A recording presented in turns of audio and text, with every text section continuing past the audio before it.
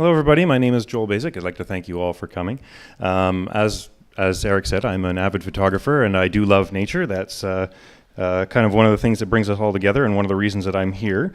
This is Cedar Breaks National Monument in Utah, so I've been known to travel thousands of kilometers, quite literally, to go and try and capture scenes like that. And I've been to other places as well, London, as you can tell, Rome, Paris, Amsterdam, most of the major European cities, as well as Kyoto and Osaka in Japan. So I've been all over the world, but these are cities, and they're beautiful, but they're all cities. And to me, the most impressive photography you're going to find is from nature. So here you don't have to travel very far, despite my travel. This is in Steveston, so we are the island city, as has been mentioned, and there's great places to experience nature. That's Steveston, where I've worked for the last 20 years. Of course, the Nature Park here is another wonderful example. And as mentioned, I am the operations supervisor for Steveston Harbor Authority, and we see all kinds of nature where I work. That's heron over in Steveston Harbor, and we have otters and sea lions and beavers and cormorants and eagles and all kinds of different species in and around where we live. Now, working near the water, I've learned that you have to appreciate nature. You have to appreciate all the other creatures that share the water with us and the planet more globally. Now, 71% of the Earth's surface is covered in oceans, but we can't see beneath them. So we don't really know about the dangers that lurk below. And I'm not talking about sea monsters, although you never know. I'm talking about our own impact. I'm talking about things that we've done. So you can appreciate a scene like that when you see the nice, pretty colors and everything, but beyond the horizon and under the waves, you really don't know what's actually out there. And in Steveston Harbor, we have lots of nets like these. These are old seine nets, purse seine nets. They would have been used to catch either salmon or herring. We've got a lot of them, and they're very well designed for what they do, and fishermen use them very well. But they occasionally do become lost, and when that happens, we term these things ghost gear. And it can happen a lot of different ways. Fishermen obviously don't throw these things over the side on purpose. They lose them in storms, and they lose them in various other ways.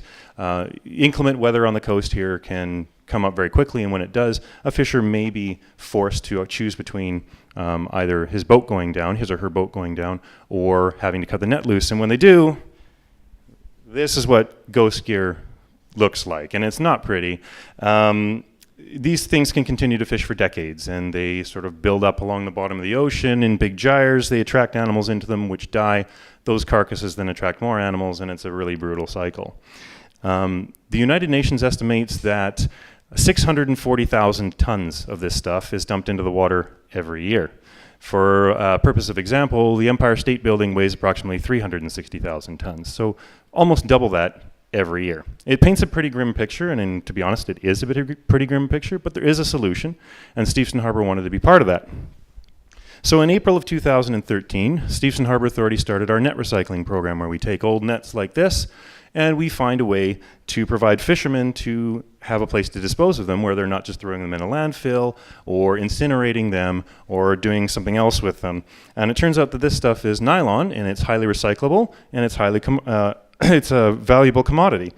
So we don't have a local solution yet, but we spoke to a company called Aquafil out of Cartersville, Georgia, with their headquarters in Ljubljana, Slovenia.